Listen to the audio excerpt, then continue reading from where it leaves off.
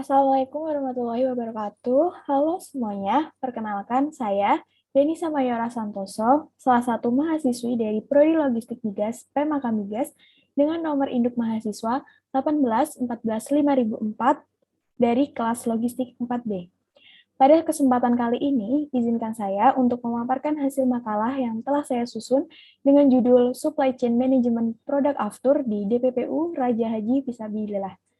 Makalah ini disusun berdasarkan mata kuliah Supply Chain Management yang diampu oleh dosen saya, yaitu Ibu Dwi Nurmaheitasari.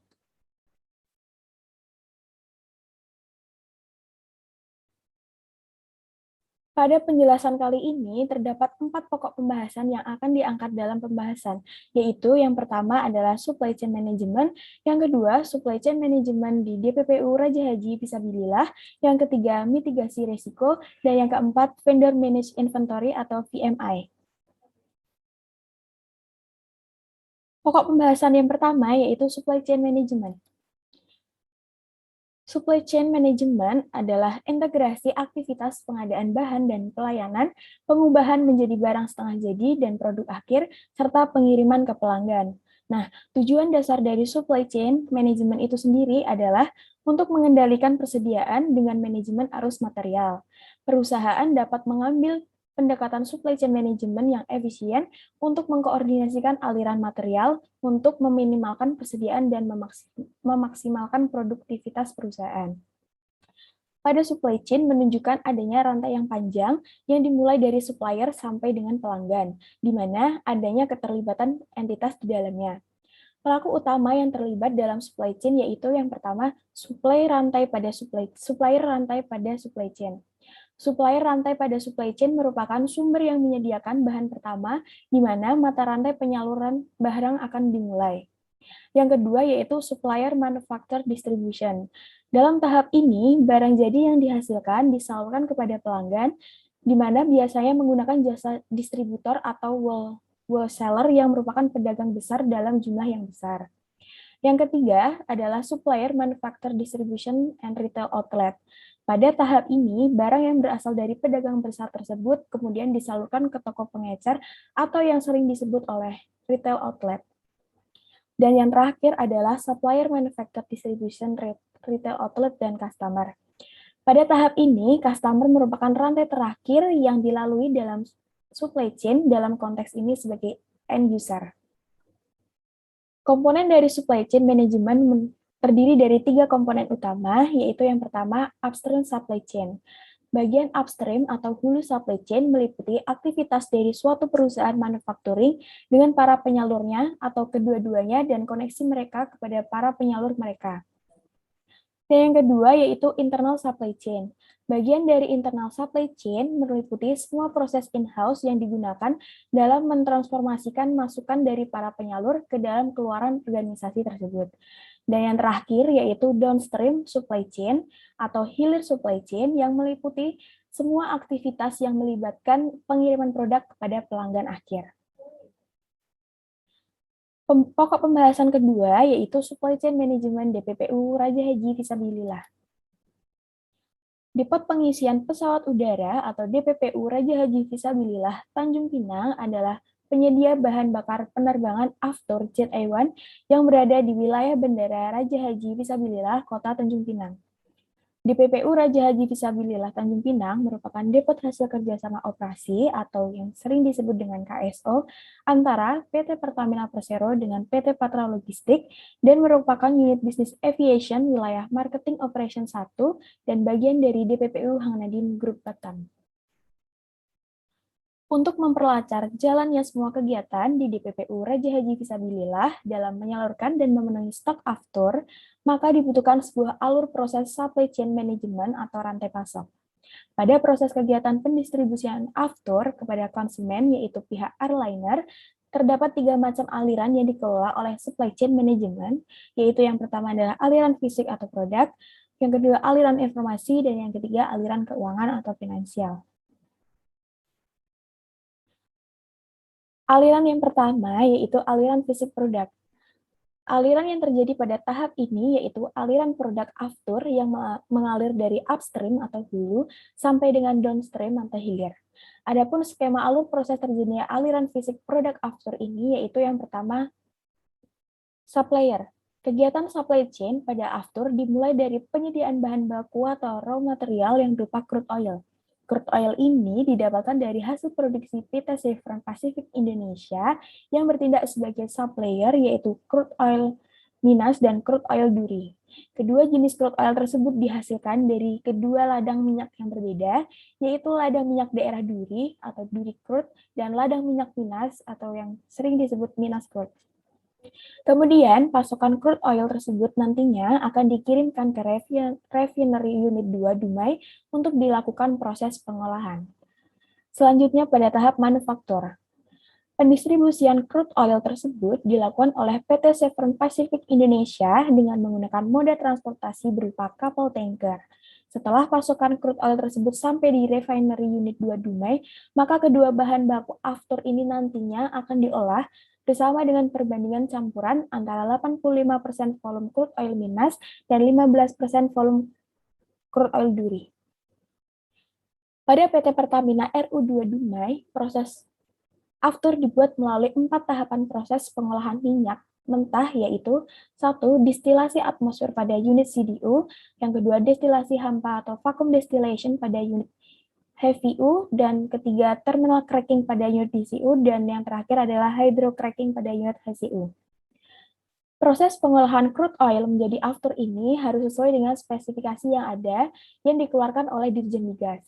Setelah selesai proses pengolahan yang dilakukan di PT Pertamina 2 Dumai, proses selanjutnya yaitu akan dilakukan kegiatan pendistribusian aftur.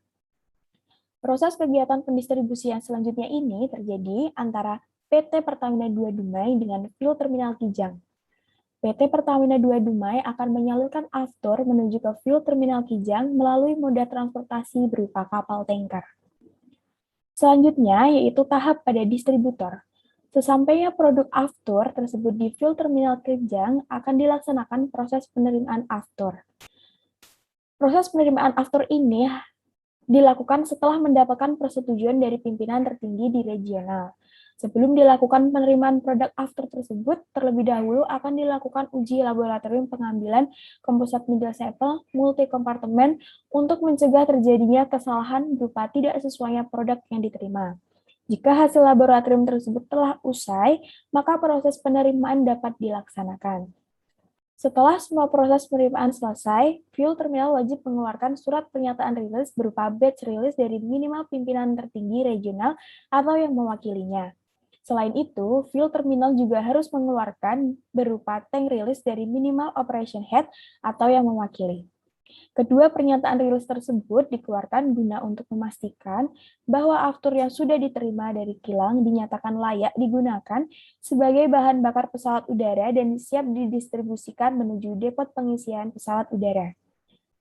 Pernyataan rilis ini semata-mata tidak hanya berdasarkan hasil dari uji laboratorium saja, namun juga berdasarkan hasil pengamatan langsung yang dilakukan saat proses quality control. Tahap selanjutnya yaitu retail. Proses yang keempat adalah kegiatan pendistribusian dari distributor menuju ke retail, yaitu Fuel Terminal Kijang dan DPPU Raja Haji Fisabilillah.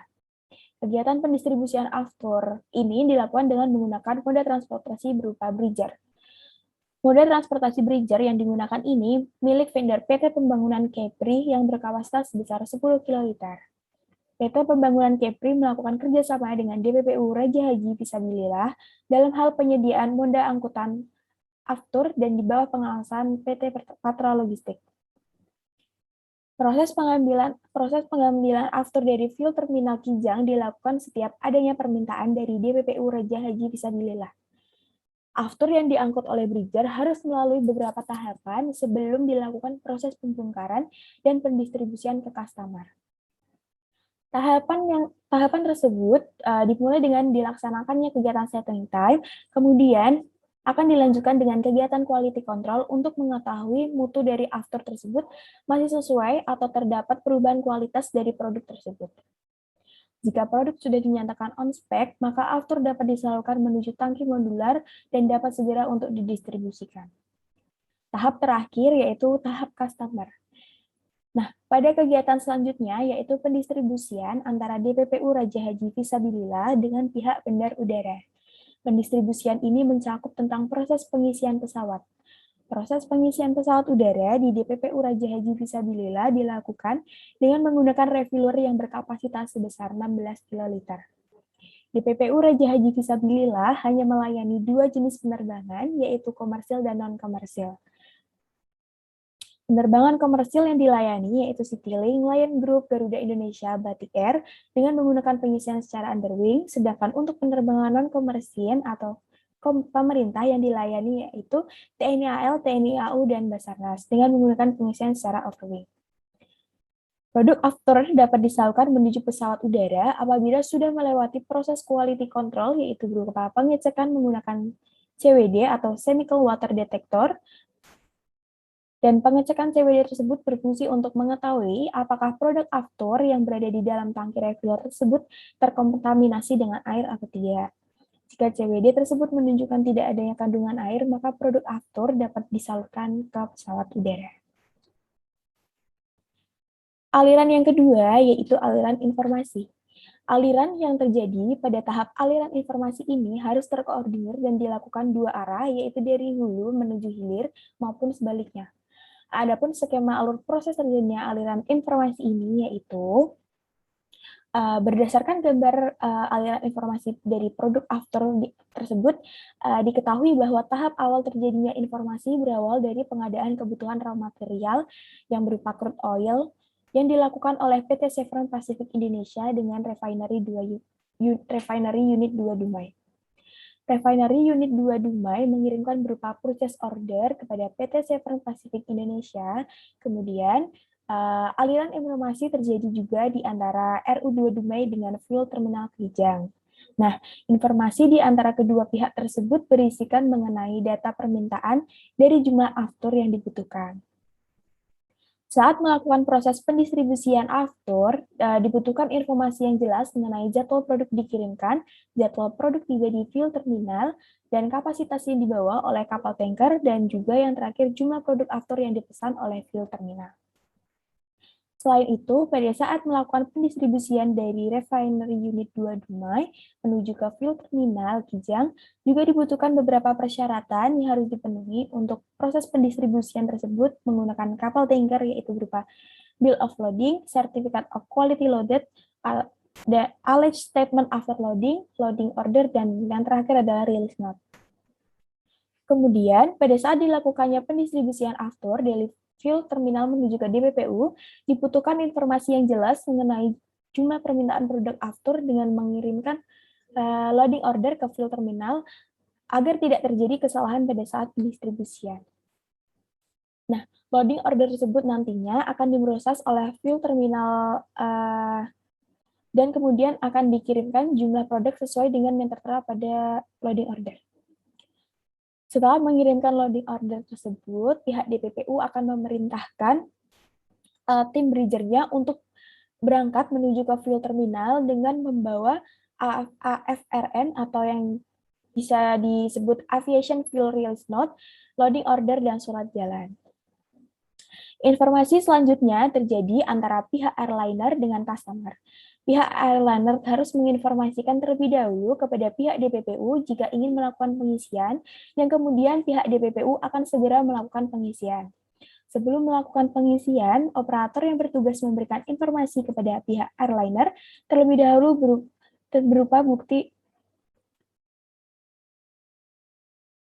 Sebelum melakukan pengisian, operator yang bertugas memberikan informasi kepada pihak airliner terlebih dahulu berupa bukti bahwa kualitas produk after sudah sesuai dengan spesifikasi melalui Chemical Water Detector.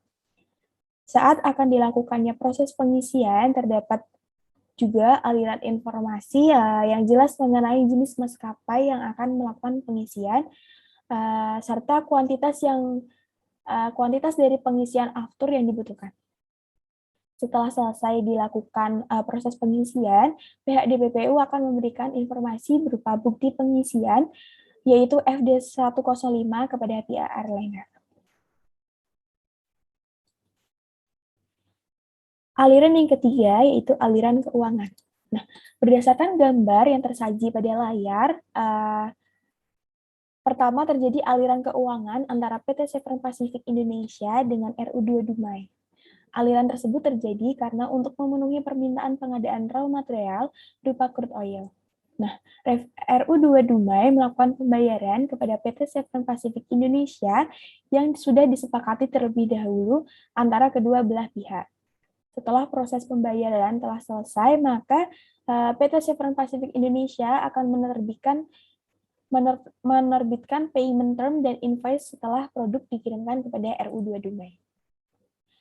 Nah, hal serupa juga terjadi pada pihak RU2 Dumai dengan pihak fuel terminal Kijang, yaitu dengan melakukan metode pembayaran yang sesuai dengan kesepakatan yang sudah disepakati di awal. Untuk aliran keuangan yang ada pada pihak DPPU Raja Haji Fisabilillah dilakukan dengan cara central collection, di mana central collection ini yaitu dilakukannya pelayanan terlebih dahulu, baru kemudian dilakukan proses pembayaran di belakang. Oleh sebab itu, penyerahan produk aftur dilakukan setelah berkoordinasi dan mendapatkan informasi dari Pertamina fungsi sales operation. Kemudian, setelah melakukan proses pengisian, CRO yang bertugas melakukan pengisian harus mengisi dan memberikan FD 105 sebagai bukti penyerahan aftur kepada pihak airliner yang selanjutnya akan diproses terkait pembayarannya. Di setiap DPPU memiliki harga aftur yang berbeda-beda. Semakin jauh bandara tujuan, maka semakin mahal juga produk aftur yang dijual. Hal tersebut terjadi dikarenakan terdapat beberapa biaya tambahan yang terkait dengan biaya angkut pada produk. Selain itu, terdapat beberapa faktor juga yang mempengaruhi harga aftur, yaitu biaya distribusi atau pengadaan dan Mid Oil Plant Singapura atau yang biasa disebut MOPS. MOPS ini adalah penilaian produk untuk trading minyak di kawasan Asia yang dibuat oleh Platts, anak perusahaan dari McGraw-Hill. Untuk harga produk aftur yang ada di DPPU Raja Haji Fisabilillah yaitu 9.545 per liter dan harga tersebut akan berganti setiap tanggal 25 sesuai dengan pihak dari fuel terminal. Metode pembayaran untuk produk aftur terdiri dari beberapa metode, yaitu pembayaran di muka atau prepayment, pembayaran kredit, pembayaran tunai, dan pembayaran auto collection atau deposit. Jika pihak airliner sudah melakukan salah satu metode pembayaran tersebut, maka pihak customer akan mendapatkan invoice dari pihak DPPU setempat.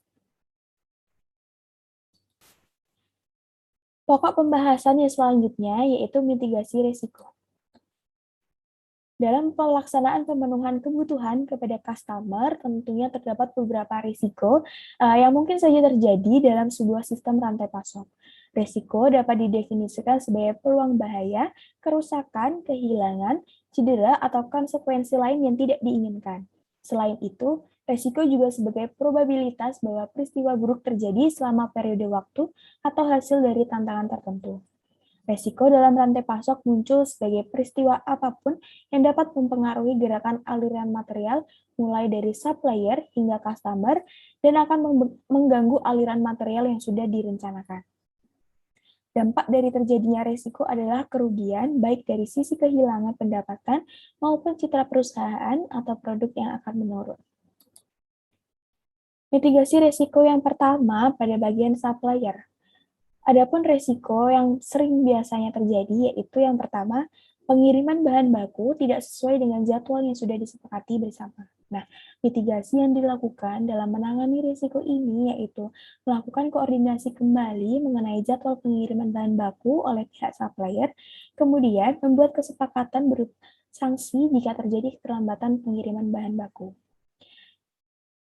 Dan risiko yang kedua yaitu supplier tidak dapat memenuhi permintaan untuk kebutuhan bahan baku yang diperlukan dalam proses produksi.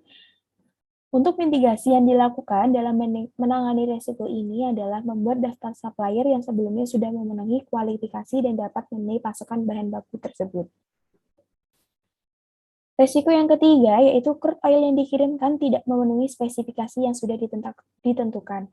Mitigasi yang dilakukan dalam menangani risiko ini yaitu dengan memastikan kembali bahwa bahan baku yang akan dikirimkan sudah memenuhi spesifikasi yang ada. Selanjutnya, yaitu terjadi risiko adanya miskomunikasi tentang jumlah bahan baku yang dikirimkan dengan jumlah bahan baku yang dipesan. Nah, mitigasi risiko yang dapat dilakukan yaitu melakukan konfirmasi kembali pada pihak supplier tentang jumlah crude oil yang akan dikirimkan sudah sesuai atau tidak. Mitigasi risiko pada bagian manufaktur. Adapun risiko yang sering terjadi pada tahap ini yaitu yang pertama, kesalahan pengolahan yang berakibat kerusakan kualitas pada produk after. Mitigasi yang dapat dilakukan yaitu melakukan peningkatan terhadap quality control baik pada bahan baku maupun produk jadi dengan menanamkan SOP kepada seluruh pekerja. Risiko yang kedua yaitu adanya kesalahan terhadap penjadwalan produksi dikarenakan miskomunikasi antara bagian produksi dan bagian perencanaan produksi. Nah, mitigasi yang biasanya dilakukan yaitu dengan meningkatkan komunikasi antara bagian produksi dengan bagian perencanaan. Selanjutnya yaitu terdapat kerusakan pada mesin distilasi. Mitigasi yang dilakukan untuk menangani risiko ini yaitu selalu melaksanakan proses maintenance rutin pada mesin distilasi dalam beberapa waktu agar tidak menghambat proses produksi after. Selanjutnya yaitu mitigasi risiko pada bagian distributor. Adapun risiko yang biasanya terjadi yaitu yang pertama produk yang diterima off spec. Nah, jika terjadi risiko seperti ini, mitigasi yang dapat dilakukan yaitu dengan meningkatkan pengawasan mutu terhadap produk after selama proses pendistribusian sesuai dengan SOP yang ada. Kemudian, meningkatkan proses quality control pada produk after yang diterima. Jika resiko tersebut terjadi, maka pihak fuel terminal mengirimkan kembali produk after tersebut agar dilakukan pengujian kembali di laboratorium dan melakukan investigasi terhadap penyebab produk menjadi out spec. Risiko yang kedua yaitu surat atau dokumen untuk proses penerimaan produk after tidak lengkap. Jika terjadi risiko tersebut, maka dapat dilakukan mitigasi yaitu pengecekan kembali pada dokumen-dokumen untuk penerimaan sebelum produk diberangkatkan menuju DPPU. Yang ketiga, yaitu terlambatnya penerimaan produk after dari refinery unit 2 Dumai. Mitigasi yang dapat dilakukan yaitu melakukan koordinasi kembali terkait jadwal pengiriman produk. Selanjutnya, yaitu terdapat proses yang melebihi batas toleransi. Mitigasi yang dilakukan dalam menangani risiko ini yaitu dengan melakukan evaluasi dan analisis laporan gain and loss di fuel terminal yang kemudian merekomendasikan tindakan perbaikan dan pencegahan terhadap proses tersebut. Mitigasi risiko pada pihak retail outlet. Pertama, yaitu terjadinya risiko terlambatnya pengiriman produk after atau JA1 dari fuel terminal. Mitigasi yang dilakukan dalam menangani risiko tersebut yaitu melakukan konfirmasi kembali mengenai jadwal pengiriman pada produk. Dan yang kedua, adanya perbedaan informasi mengenai jumlah stok yang ada. Jika terjadi risiko hambatan tersebut, maka dilakukan mitigasi berupa meningkatkan komunikasi antara pihak fuel terminal dengan DPPU. Dan yang ketiga, produk after yang diterima tidak sesuai dengan spesifikasi. Mitigasi yang dapat dilakukan yaitu melakukan proses penerimaan sesuai dengan SOP yang ada dan juga melakukan quality control pada setiap proses penerimaan. Selanjutnya yaitu terjadi kerusakan pada LDP atau loading set point. Jika terjadi risiko tersebut atau hambatan tersebut, maka dapat melakukan maintenance secara rutin dan juga pengecekan pada semua LDP. Selanjutnya yaitu kurangnya CRO atau Certified Refueler Operator. Jika terjadi hambatan pada hal tersebut, yaitu dapat dilakukan mitigasi berupa melakukan penambahan petugas CRO yang berkualitas agar proses pendistribusian berjalan dengan lancar, efektif, dan efisien. Selanjutnya yaitu adanya pelaksanaan defueling karena produk yang tidak sesuai. Mitigasi yang dilakukan yaitu selalu melakukan kegiatan quality control setiap pagi hari dan dipastikan bahwa produk yang akan disalurkan tetap dalam kondisi on spec. Selanjutnya yaitu pemberitahuan informasi yang lambat dari pihak DPPU dan pihak airlines. Mitigasi yang dilakukan yaitu melakukan perbaikan pada sistem informasi antara pihak airlines dengan pihak DPPU tentang informasi pengisian. Mitigasi risiko pada tahap customer, yaitu yang pertama terjadi hambatan berupa lamanya proses pengisian. Nah, mitigasi yang dapat dilakukan yaitu customer menginformasikan terlebih dahulu tentang waktu pengisian agar petugas DPPU dapat mempersiapkan proses pengisian terlebih dahulu dan menambahkan kecepatan pada dikmen saat proses pengisian. Selanjutnya, terjadi hambatan bahwa adanya kenaikan pada harga aftur. Nah, jika terjadi hambatan tersebut, maka customer diharap memantau pergerakan harga pada produk aftur. Selanjutnya yaitu perbedaan pendapat tentang metode pembayaran dan mekanisme pembayaran. Nah, mitigasi yang dapat dilakukan yaitu melakukan diskusi terlebih dahulu bagaimana metode pembayaran yang akan dilakukan oleh pihak airlines itu tidak terjadi kesalahan pada proses pembayarannya. Pokok pembahasan yang selanjutnya yaitu vendor managed inventory. Dalam perkembangan di dunia bisnis sampai pada saat ini perlunya suatu perusahaan untuk dapat bertahan, salah satunya yaitu dengan meningkatkan daya saing dengan para pesaing.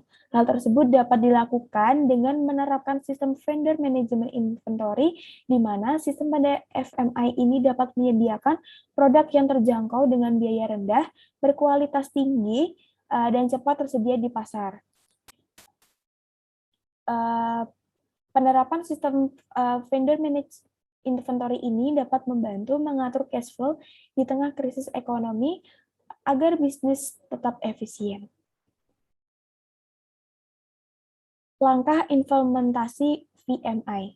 Terdapat dua langkah utama yang dilakukan dalam mengimplementasikan sistem vendor managed inventory, yaitu yang pertama, ketentuan perjanjian kontrak harus dinegosiasikan, di mana negosiasi tersebut termasuk keputusan mengenai kepemilikan, kapan barang yang akan dikirim, persyaratan kredit, tanggung jawab pemesan, dan ukuran performansi setiap seperti tingkat layanan atau persediaan jika diperlukan. Yang kedua, terdapat 3 hal yang harus dieksekusi, yaitu mengembangkan sistem informasi yang terintegrasi untuk supplier dan retailer. Sistem informasi tersebut harus mudah diakses oleh kedua belah pihak. Yang kedua, mengembangkan teknik peramalan yang efektif untuk digunakan oleh vendor atau retailer. Yang ketiga, mengembangkan decision support tools untuk membantu dalam mengkoordinasikan kebijakan manajemen persediaan dan transportasi. Sistem yang dikembangkan tentu saja akan tergantung dari kemitraan. Adapun proses vendor managed inventory yaitu kesepakatan perusahaan dengan pihak vendor, yang kedua pembuatan purchase order, yang ketiga pembayaran tagihan perusahaan. Faktor-faktor yang mempengaruhi pada vendor managed inventory yaitu yang pertama hubungan dengan mitra kerja. Faktor pertama yang mempengaruhi yaitu strategi VMI ini adalah kemitraan. Kemitraan menjadi suatu solusi agar usaha dapat menciptakan kepercayaan yang berjalan dengan baik sehingga dibutuhkan sebuah ikatan partnership yang kuat. Dan yang kedua yaitu keuntungan bagi kedua pihak. Dalam membangun hubungan bisnis yang terjalin jangka panjang, maka dalam hubungan supplier collaboration harus dapat memberikan keuntungan bagi kedua belah pihak, seperti rumus vendor managed inventory haruslah dapat meningkatkan konversi penjualan agar dapat terhindar dari faktor yang dapat mengancam kestabilan bisnis. Yang ketiga, yaitu memiliki tujuan yang sama. Penerapan strategi vendor managed inventory sangat dibutuhkan adanya tujuan yang sama agar dapat menciptakan laba atau keuntungan untuk perusahaan. Keempat, yaitu sumber daya mendukung. Dengan adanya dukungan dari sumber daya perusahaan akan dapat meningkatkan efisiensi dan mengurangi biaya. Dengan meningkatnya efisiensi perusahaan dapat merencanakan untuk hal-hal yang bersifat ekspansi dan inovasi sehingga perusahaan dapat tetap memiliki keunggulan kompetitif dengan para pesaingnya. Yang terakhir yaitu teknologi yang memadai. Pada perkembangan teknologi saat ini, faktor teknologi sangat berpengaruh pada vendor managed inventory karena hal tersebut dapat mempercepat proses bisnis. Selanjutnya yaitu potensi hambatan sistem VMI. Beberapa potensi kerugian menggunakan sistem VMI adalah yang pertama, beberapa vendor bukanlah organisasi analitik data. Mereka tidak memiliki kemampuan analisis data yang sesuai dengan yang dibutuhkan oleh vendor managed inventory. Kemudian, dipastikan perusahaan sudah memverifikasi vendor yang dipilih. Potensi hambatan yang kedua yaitu lebih sulit untuk memutuskan hubungan jika terjadi kegagalan. Hubungan vendor manage inventory melibatkan dua organisasi yang saling berintegrasi. Mengintegrasikan secara mendalam, dibutuhkan lebih banyak upaya untuk melepaskan diri dengan jumlah integrasi sebanyak itu. Dan yang ketiga yaitu rentan terjadi penyebaran informasi yang bersifat rahasia, dan potensi hambatan yang terakhir yaitu vendor dan customer harus memastikan jika kepemilikan jumlah stok fisik ditentukan sejak awal perjanjian. Nah, sekian presentasi yang saya sampaikan. Terima kasih atas perhatiannya. Mohon maaf apabila terdapat salah kata dan terdapat salah pengucapan yang telah saya ucapkan. Wassalamualaikum warahmatullahi wabarakatuh.